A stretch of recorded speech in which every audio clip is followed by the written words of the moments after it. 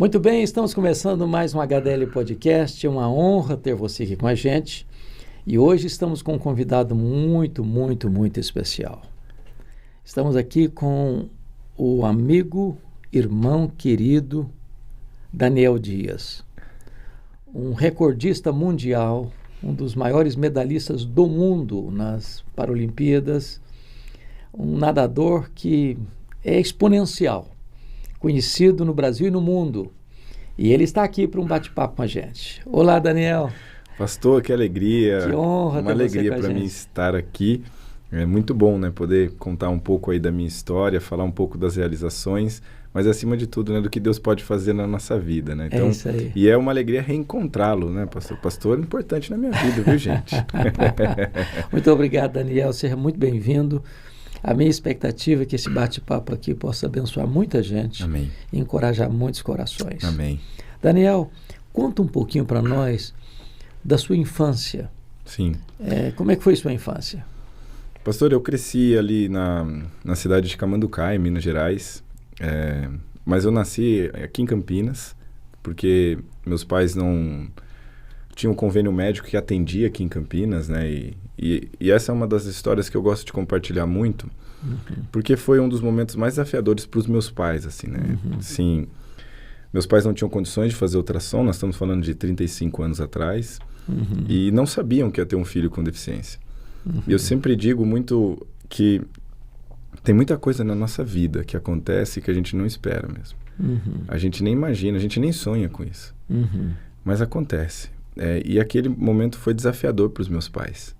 Minha mãe tinha 17 anos quando eu nasci, né? Então muito jovem. E o que eu falo muito é a graça de Deus já presente na vida deles, de realmente já caminharem com Cristo, de já estarem numa igreja, de já frequentarem, de já ter uma vida com Cristo. E quando meus pais recebem essa notícia, né, os médicos chegam e falam, olha, o filho de vocês não tem os braços e não tem as pernas. Foi curto e grosso, assim. Foi dessa maneira. Foi isso que eles receberam, né? Meu pai precisa ser socorrido, passa mal. Minha mãe já foi um parto complicado, que eu nasci de 7 para 8 meses. E ali foi um momento desafiador para eles, porque eu sempre falo, pastor, que no convite de casamento deles estava o Salmo 126, versículo 3. De fato, grandes coisas fez o Senhor por nós. Por isso estamos alegres. E naquele momento eles tiveram que viver isso, confiando que realmente o Senhor faz grandes coisas na nossa vida. E o nascimento do filho é uma coisa grandiosa, é algo... Com certeza. E você era o primogênito. Primogênito. E aquele momento para eles foi muito desafiador. E a minha mãe conta que quando ela se recuperou, ela pôde ir ao meu encontro após umas quase 30 horas se recuperando ali, que eu fui direto para a incubadora. E aquela caminhada do quarto até a incubadora, ela diz que Deus foi falando muito ao coração dela. Porque ela pensava, como que eu vou reagir quando eu ver meu filho? Como vai ser? Como que é essa criança? Sem braço, sem perna, como que é isso? E naquele momento, quando ela chega ali, ela coloca toda a roupa, né, que precisa e tudo, e ela fala, filho, a mamãe está aqui. E ela diz que eu sorri para ela. E aquele sorriso, pastor, eu tenho certeza que era Deus falando, olha, tá tudo bem. Glória a Deus. Tá tudo certo. Porque tem uma das coisas que o senhor fala muito e que eu levo muito comigo, que Deus está rigorosamente no controle de todas as coisas. Louvado seja Deus. Nada foge do controle de Deus. Mesmo quando a gente não entende. Exato. Ele continua no controle. E naquele momento a minha mãe disse que foi a primeira coisa que ela viu. Ela não viu se eu tinha deficiência, se eu não tinha braço, se eu não tinha perna. Ela olhou aquele sorriso e aquele sorriso encantou de uma maneira que trouxe a paz, que só o Senhor pode trazer na nossa vida, né? E é dessa maneira a gente foi vivendo a nossa vida ali. Entendendo que vamos viver dia após dia, descansar no que o Senhor tem para nós. Porque, claro, meus pais tinham alguns questionamentos. Né? Como que eu vou trocar essa criança e tudo? E meu pai fala o seguinte para minha mãe, vamos viver dia após dia. No momento que tiver que fazer, Deus vai te mostrar o que tem que ser feito.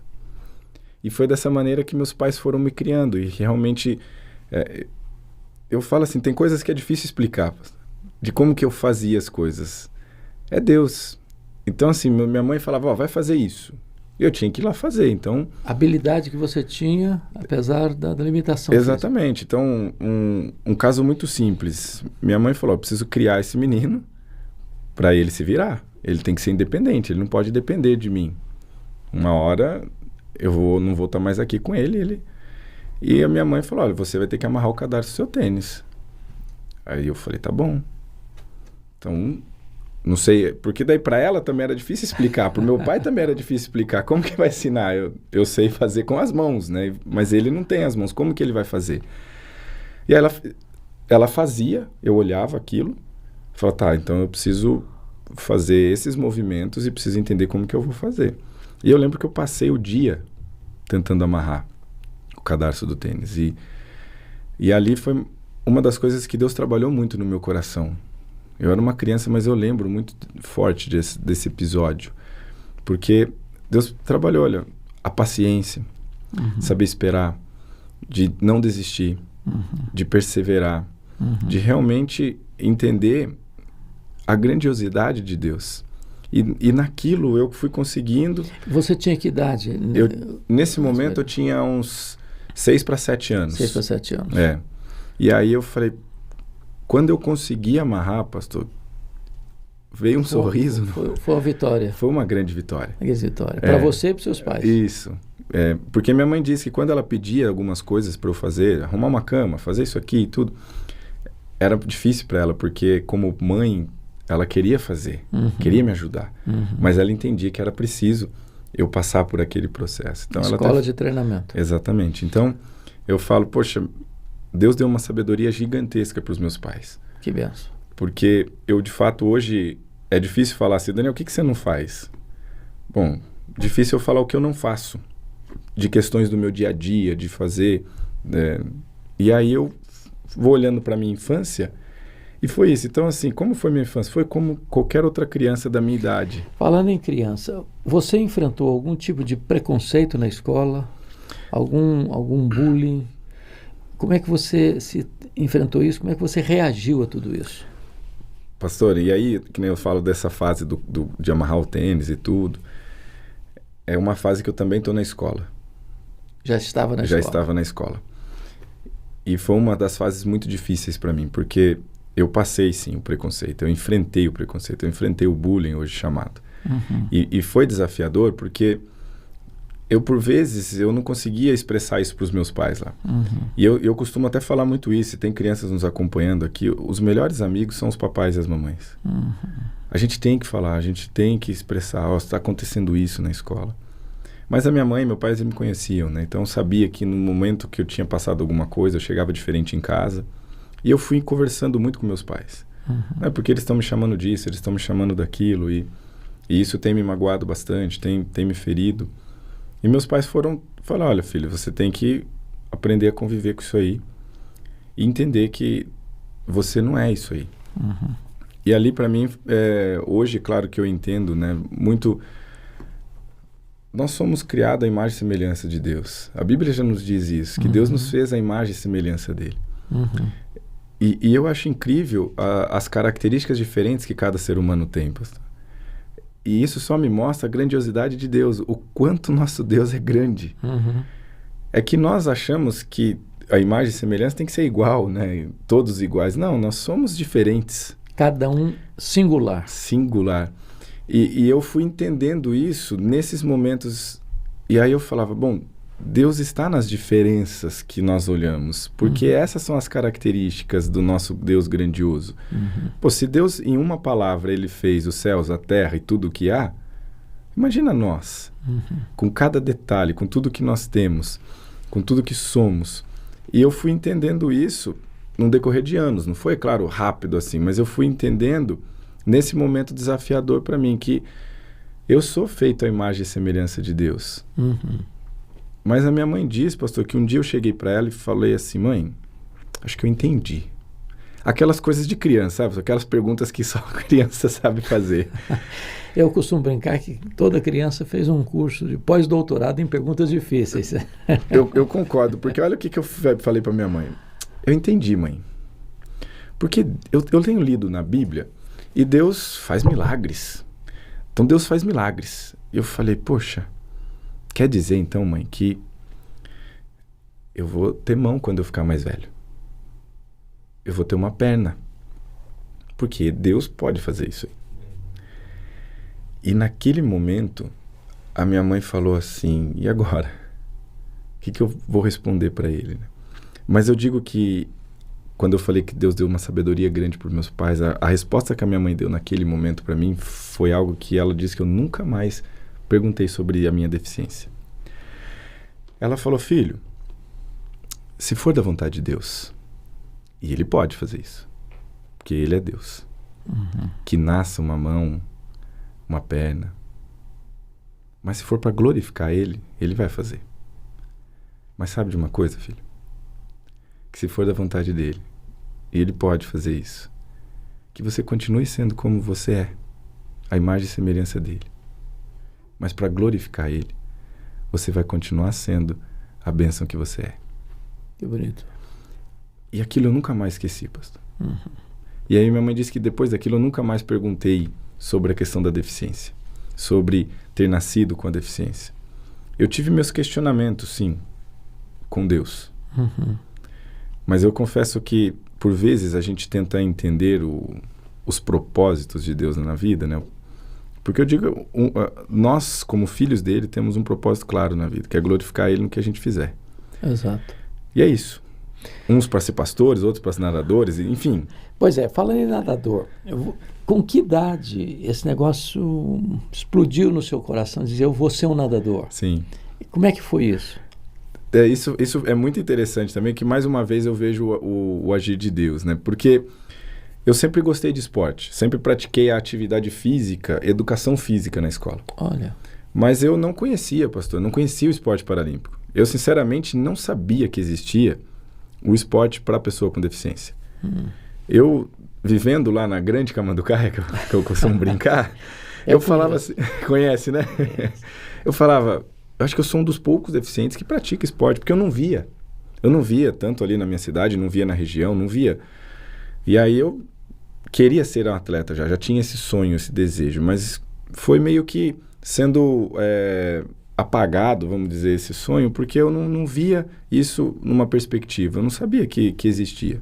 Mas em 2004, eu já tinha 16 anos, eu assisti pela TV algumas reportagens passando sobre Paralimpíada de Atenas. E ali eu falei, que incrível, existe o esporte para o deficiente, existe essa questão de Paralimpíada. E eu falei, eu quero ser um atleta. Cheguei para os meus pais... Você tinha idade? Com que idade? Tinha 16 anos. 16 anos. 16 anos. Eu não sabia nadar não, pastor. Nessa época eu não sabia os 4 estilos, né? Que é borboleta, costas, peito e crawl. Eu falo que o que eu sabia nadar lá em Camanducaia era o crawl-pira. Que é o que você pula na piscina e não se afoga. Mas eu não sabia, né? Sim, eu até falo que quando eu vi uma piscina de 50 metros pela primeira vez, eu falei, meu Deus, que tamanho que é isso aqui? Tem que atravessar nadando. Você não tem que só atravessar, você tem que ir, voltar, enfim. Essa é a vida do nadador, né? Mas quando eu conhecia o esporte paralímpico, eu fui para São Paulo para conhecer uma associação que trabalha com deficientes, que é a ADD. E ela me apresentou o esporte paralímpico. Foi ali que eu conheci. E uma pessoa me atendeu naquele momento, Eliane, com meus pais. E ela falou, o que você quer? Eu falei, eu quero ser jogador de futebol. E ela falou, olha, Daniel, eu tenho já uns 15 anos no esporte paralímpico e eu vejo a sua deficiência, eu vejo que você tem, olhando para você assim, ó, você deveria pensar na natação. Olha isso. Porque o seu biotipo, tudo, indica aí que você pode ser um grande nadador. E aí é onde eu falo o que Deus vai nos direcionando. Por vezes nós esperamos algo extraordinário de Deus, assim. E Deus pode fazer isso. Mas nós esquecemos do ordinário, o cuidado de Deus nos detalhes, todos os dias da nossa vida. Quando ela falou aquilo, eu falei, eu quero tentar a natação. E eu aprendi a nadar os 4 estilos, pastorinho, em apenas 8 aulas. Que isso? Ali, eu descobri o dom que Deus tinha me dado, um dos dons, talento. Porque foi surpreendente. Isso em São Paulo? Isso em São Paulo.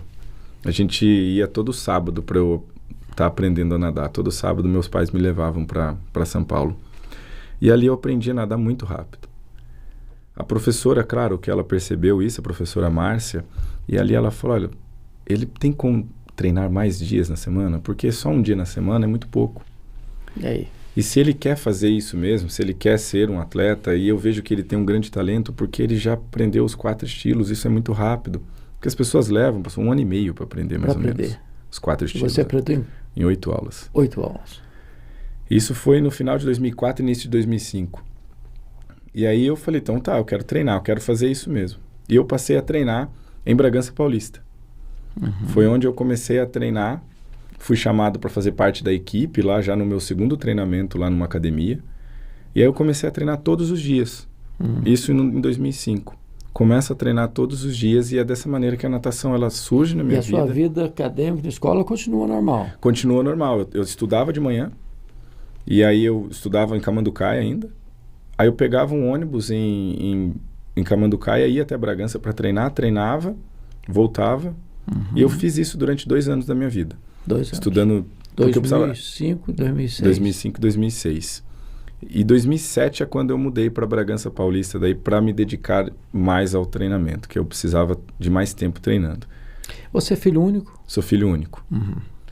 E aí naquele momento eu falei, é isso que eu quero fazer, eu quero ir para uma competição internacional, quero ser um atleta profissional. E aí eu fui percebendo que... E você não tinha tido nenhuma competição nacional? Não. Eu tive uma competição nacional em junho de 2005. Certo. Eu fui para Belo Horizonte numa competição internacional. E ali, nacional, né, num brasileiro. E ali eu falei... Estava conhecendo isso, eu não sabia nem muito como que funcionava. Não sabia, né? Então, conhecendo tudo muito novo. E quando eu cheguei para competir... Para mim foi incrível, porque estavam aparecendo ali os atletas que eu tinha visto na TV, né? Naquela reportagem de quando eu comecei. Que legal. Poxa, e aquilo para mim foi muito legal, tá? Entre os melhores do mundo, que já tinha brasileiros ali, medalhistas de ouro e tudo. Eu falei, poxa, muito legal convivendo com isso, com várias pessoas com deficiência, entendendo um pouco mais desse universo paralímpico. E ali eu competi e eu ganhei 2 medalhas de bronze no meu primeiro campeonato brasileiro. E eu lembro, a gente não tinha esse negócio de internet, não era um negócio assim. Eu lembro que de orelhão eu peguei, liguei para meus pais, consegui falar com eles, aquela chamada a cobrar ainda, né? Porque foi meus pais que se viram para pagar agora. E aí eu lembro que eu falei, eu vou fazer uma brincadeira com meus pais. Eu vou falar que eu não ganhei medalha. E aí eu fiz isso, pastor. Falei para eles, fui bem, eu gostei, estou muito feliz, não deu medalha dessa vez. Mas eu estava com as 2 medalhas de bronze lá. E aí eu voltei dessa viagem com as medalhas. Eu lembro que a gente estava de ônibus. E aí, gente, Belo Horizonte, Camanducaia é caminho, né? Então o pessoal veio de São Paulo, me pegou em Camanducaia e depois seguimos viagem para Belo Horizonte. E eu depois fiz esse caminho inverso, né? Então saí de Belo Horizonte, paramos ali em Camanducaia para eu descer e meus pais estavam esperando. E aí eu desci com as 2 medalhas no peito, assim.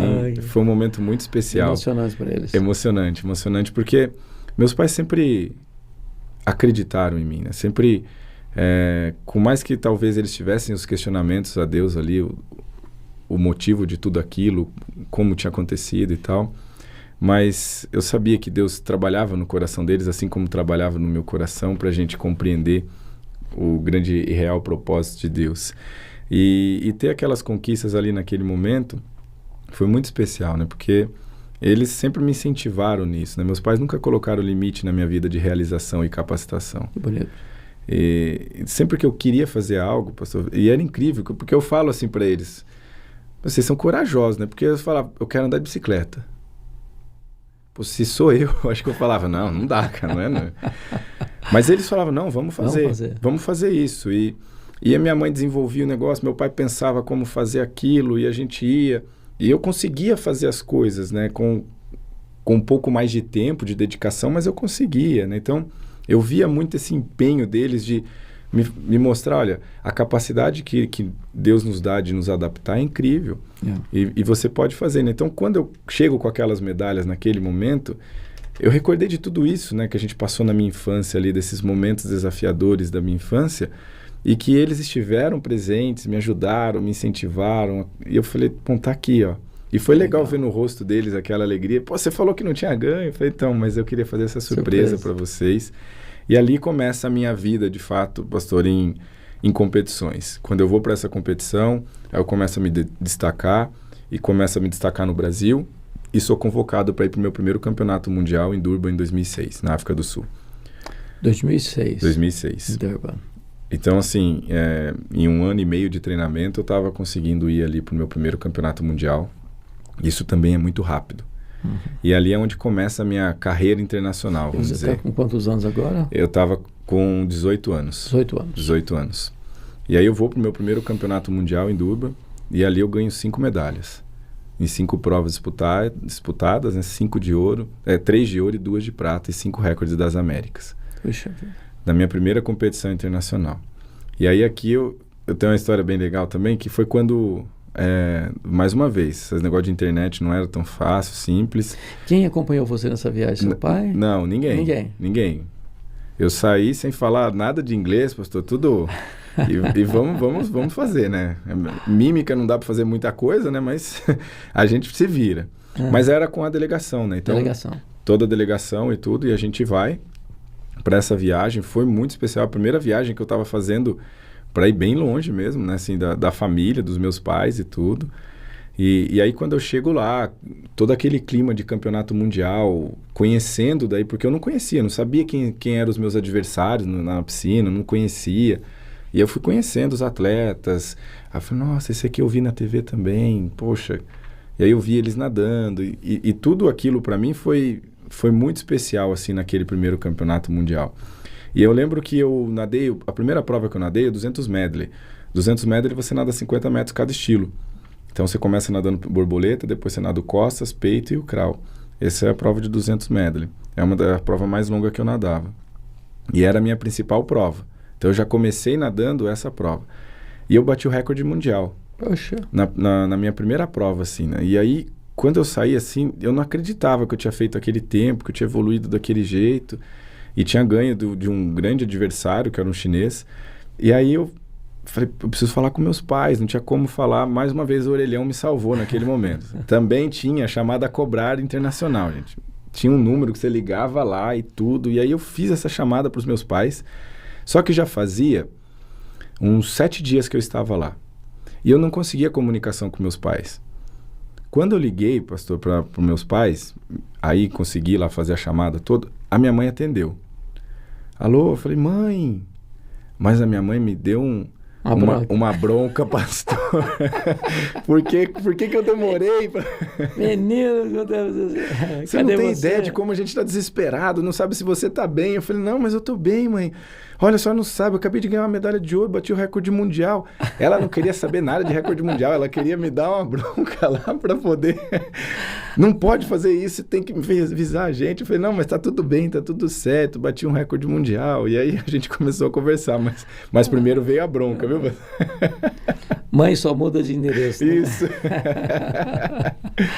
Mas que foi muito especial, né? Ter podido contar para eles ali, depois começa a sair algumas reportagens, né, em jornal, essas coisas, e aí eles começam a ver o que Deus estava fazendo na nossa vida. Até então a gente também não entendia muita coisa, não sabia do que estava por vir, e aí quando eu chego no Brasil, a gente tem uma noção, né, começa aí, graças a Deus, aparecer patrocinadores para que a gente possa se dedicar ao esporte exclusivamente, e aí foi onde eu decidi, como eu falei, em 2007, mudar para Bragança Paulista.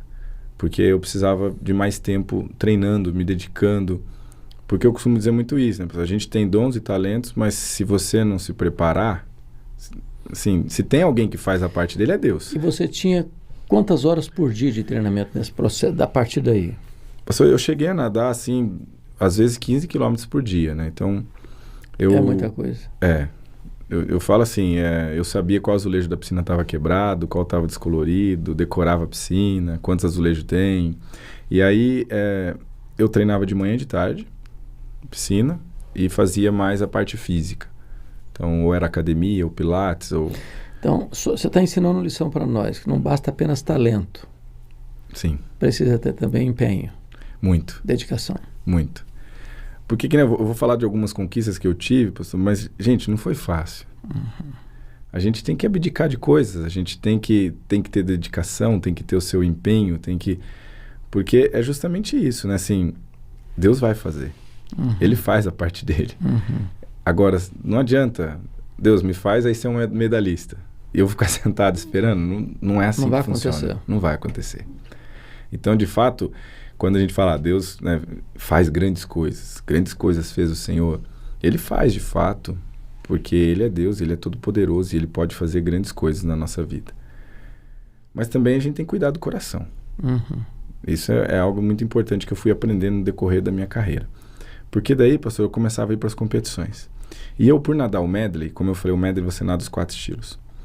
E aí, em 2007, eu fui para o meu primeiro Jogos Pan-Americanos. Foi no Rio de Janeiro.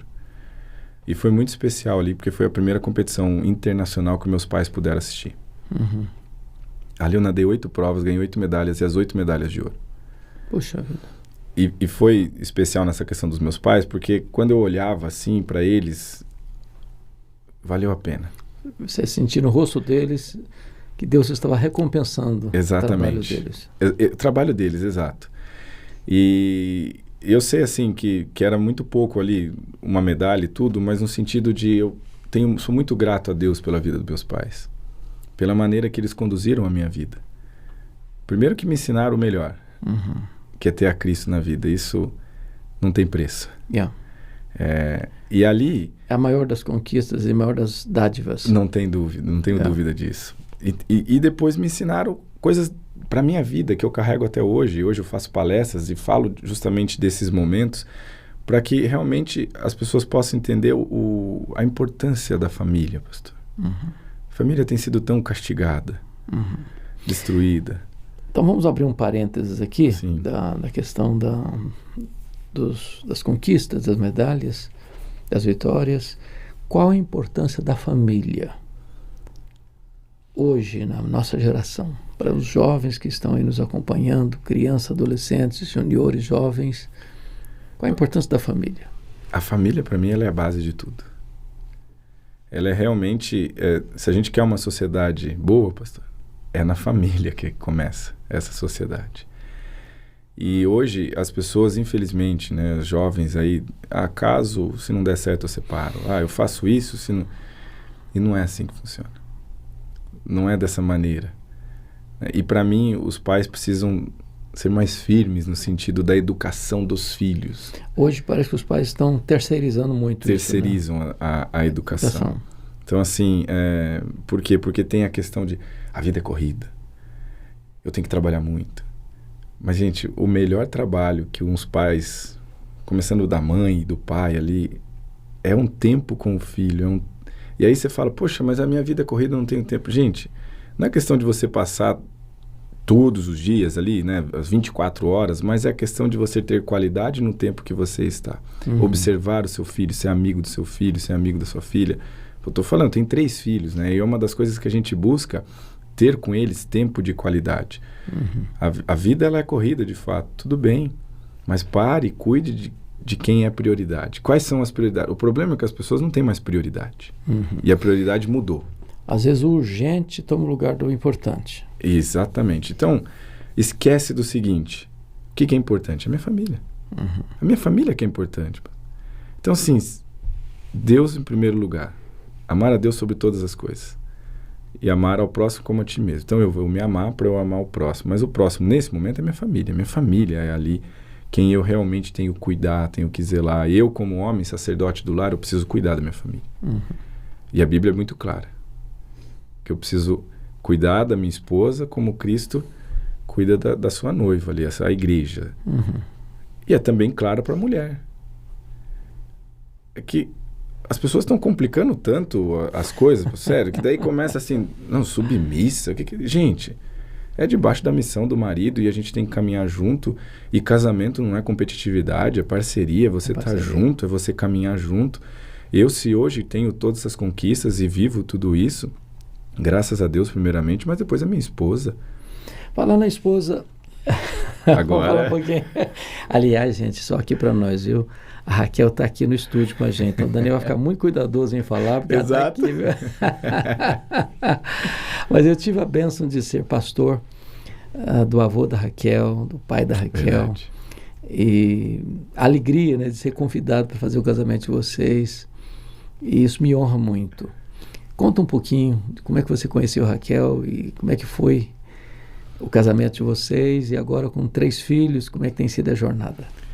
Bom, esse exemplo que eu falei no início, pastor, importante na vida é isso aí. O pastor fez o nosso casamento, né? A gente agradece muito a Deus pela vida do senhor, viu, pastor? Que bênção foi. E a gente mostra hoje o vídeo, né? Os meus filhos ficam bravos, pastor. Por que eles não estavam no casamento? Oxente. Eu falo, mas não dá, não pode. Não é assim que funciona, né?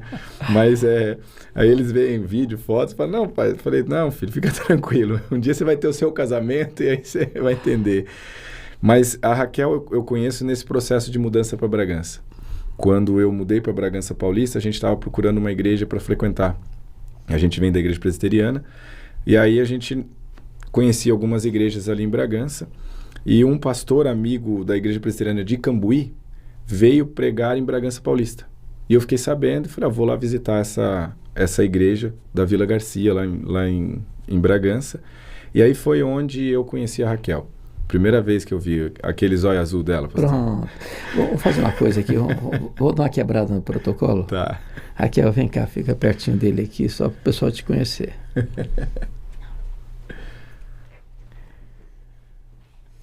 Olha aí, gente, como Deus é bom com o Daniel. Amém. Privilégio ter você aqui, ó. Prazer é meu. Tá. Obrigado, viu, da sua companhia. Sua Obrigado, presença amor. nos alegra aqui. Obrigado.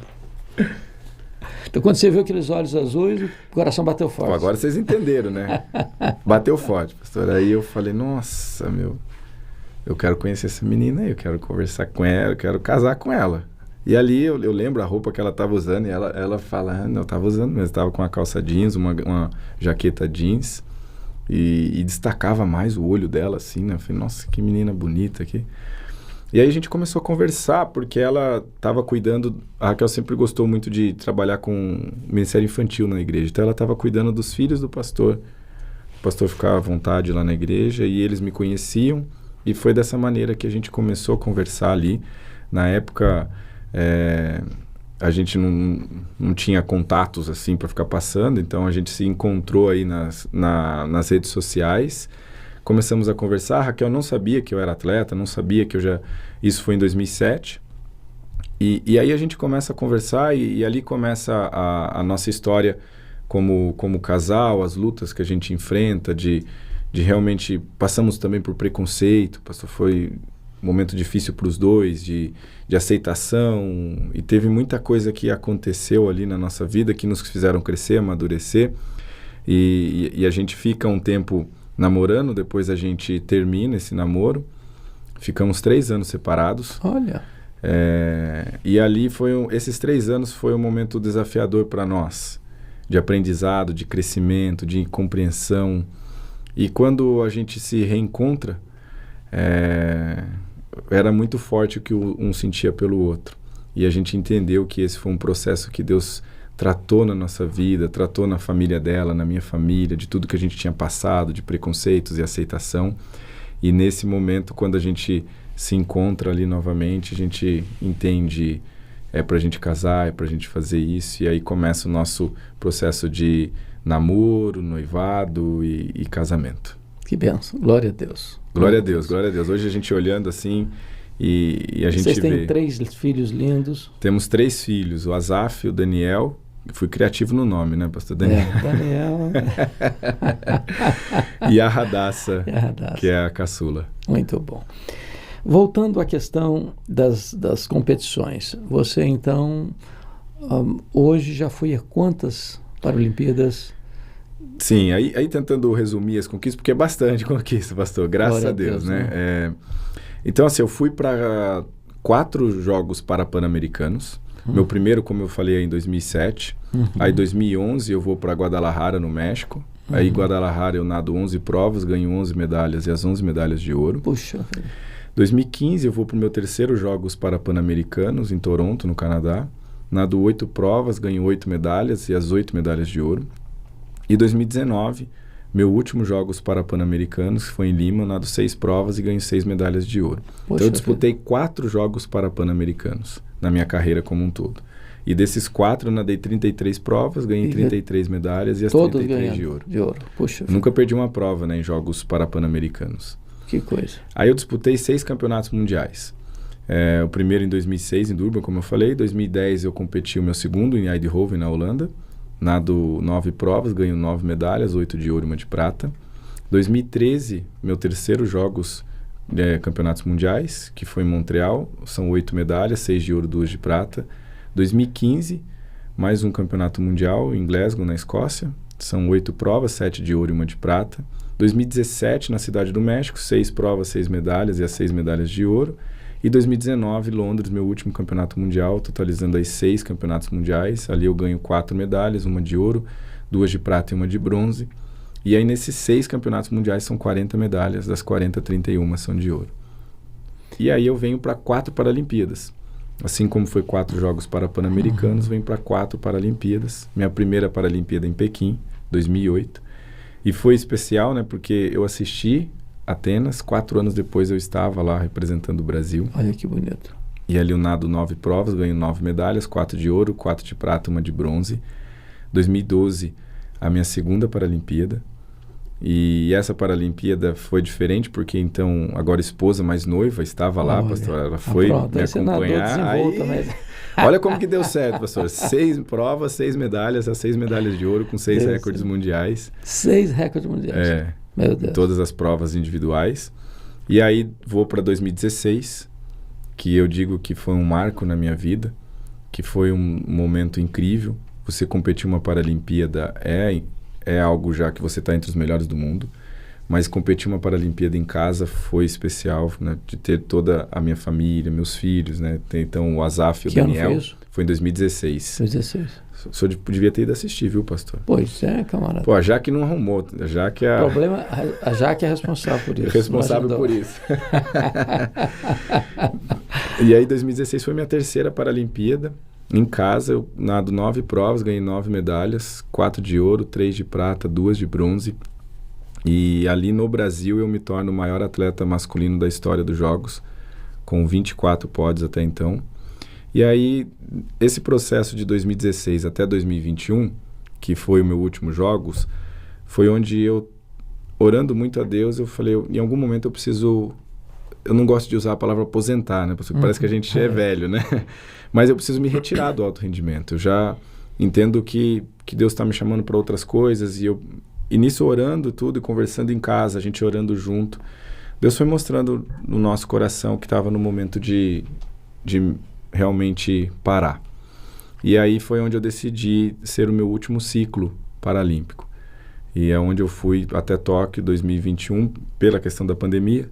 Os Jogos foram adiados por um ano, né? Então, foi em 2021. Ali eu ganho mais 3 medalhas em 3 provas disputadas e as 3 medalhas de bronze. E aí, em total de Jogos Paralímpicos, 4 e 27 medalhas, das 27, 14 de ouro. Hoje, nenhum atleta paralímpico tem esse performance. Masculino, não. Masculino no Brasil e no mundo. No Brasil e no mundo. Então, hoje você, de certa forma, é o atleta masculino mais premiado do mundo. Sim, somando essas 3 competições, sim. Quando você volta o seu olhar lá para trás, a história que seus pais contaram para você, a informação que o médico deu, o nascimento, a luta, o aprendizado em como cuidar de você, seu esforço em aprender a amarrar o cadarço do tênis, e você olha agora e vê todas essas conquistas, qual o sentimento que vem no seu coração? O sentimento é de muita gratidão a Deus, porque Ele é perfeito em tudo que faz, pastor. A Bíblia nos diz que a vontade de Deus ela é boa, perfeita e agradável. A gente passa momentos difíceis. Eu imagino receber uma notícia dessa que meus pais receberam. E como confiar nisso? Uhum. Como confiar? Mas como que pode ser perfeita? Que aos nossos olhos, tem muitas coisas que não são perfeitas, mas aos olhos de Deus, ao que Deus planejou na nossa vida, Ele é perfeito em tudo que faz. Deus não erra, pastor. Pelo menos então eu vou falar, o meu Deus, esse não erra. Uhum. Esse faz tudo perfeitamente. Uhum. E quando eu olho para isso, eu começo a momentos que eu falei que eu me questionei e tudo, e quando eu vejo as conquistas, e não pelas conquistas, mas de todo o processo, de tudo que Deus fez na minha vida. Eu gosto de falar o seguinte, pastor. Teve um momento, como eu perguntei para minha mãe lá, então, mãe, quer dizer que vai nascer uma mão aqui?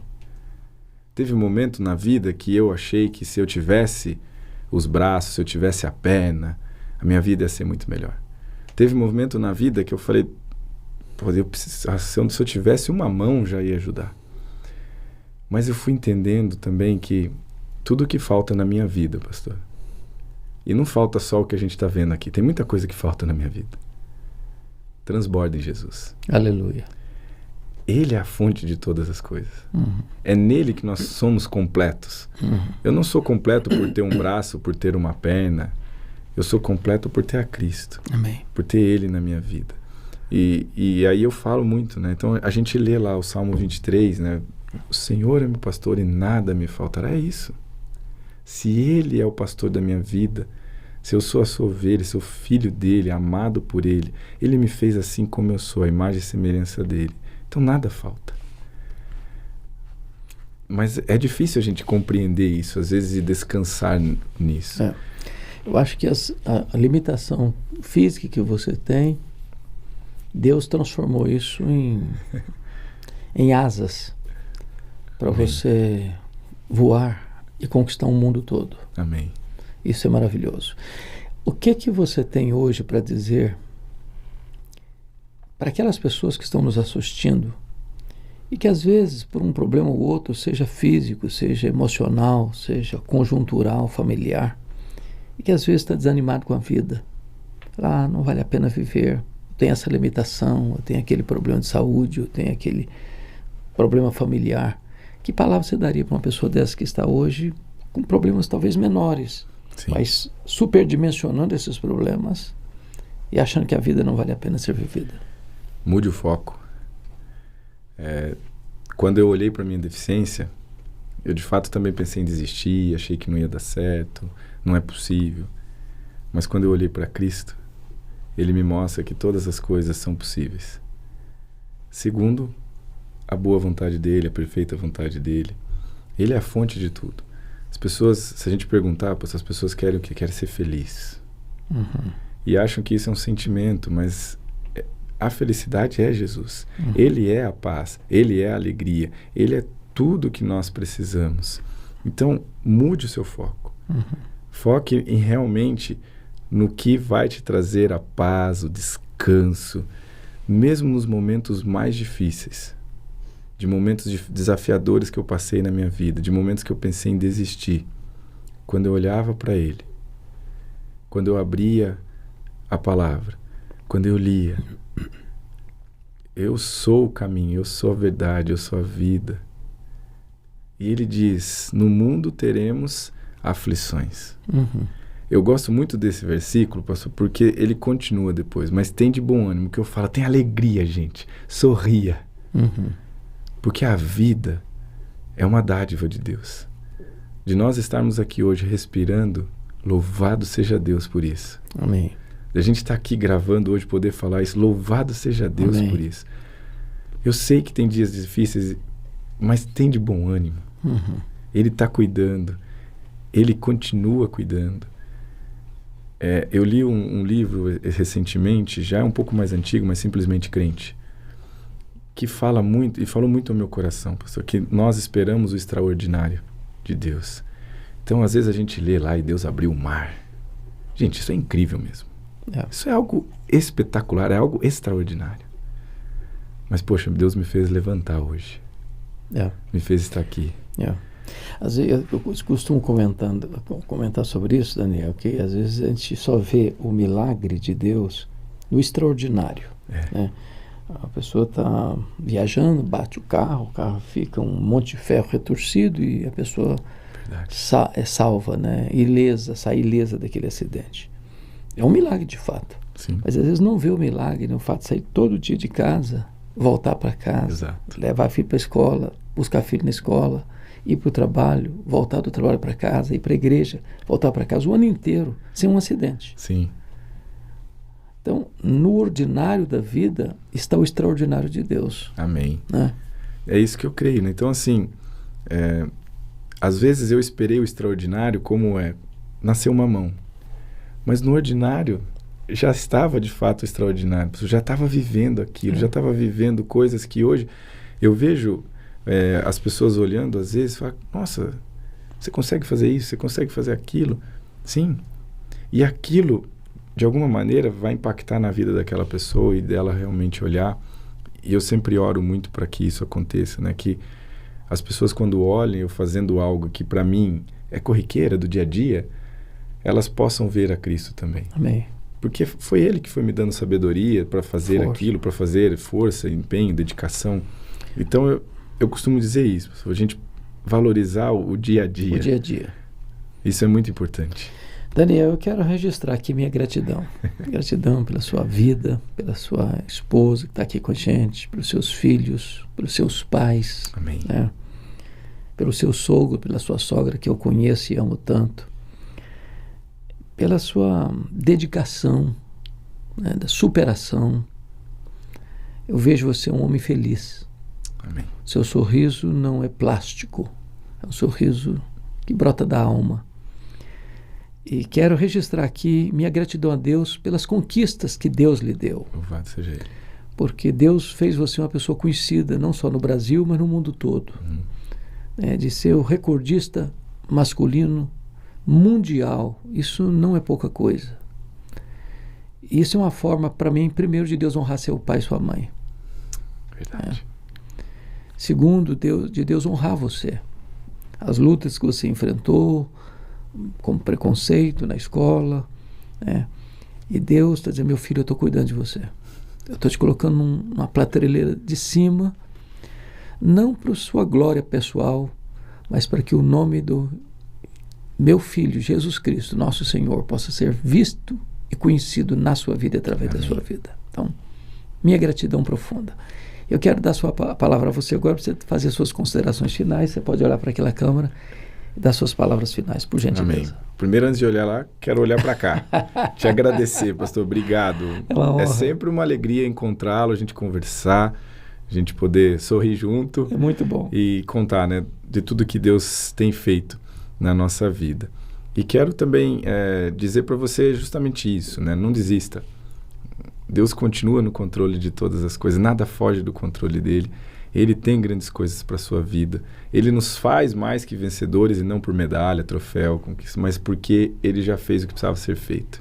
Morreu no nosso lugar para te dar aí a salvação. Então confia nele, que o mais ele fará. E agradecer o carinho que eu recebo também, pastor. É impressionante assim, as mensagens que eu venho recebendo, do carinho de torcidas e tudo. E continuem torcendo para o movimento paralímpico, para os atletas paralímpicos. Tem muitos atletas ali. No ano que vem a gente tem Olimpíada e Paralimpíada. Então, torçam para o Brasil aí, que o Brasil está indo muito bem. E mais uma vez, obrigado pela oportunidade. Vou agradecer a Jaque aqui também, que eu falei dela, né? Mas estou agradecendo ela aí. Obrigado, viu? Obrigado a todos aqui da direção também. É muito especial estar aqui. Muito obrigado, Daniel. Muito bem, gente. Então está aqui Daniel Dias, maior medalhista do mundo masculino. E somos muito gratos a Deus pela vida dele. Deus abençoe muito a sua vida, Deus abençoe sua família. E até o próximo encontro, se Deus quiser.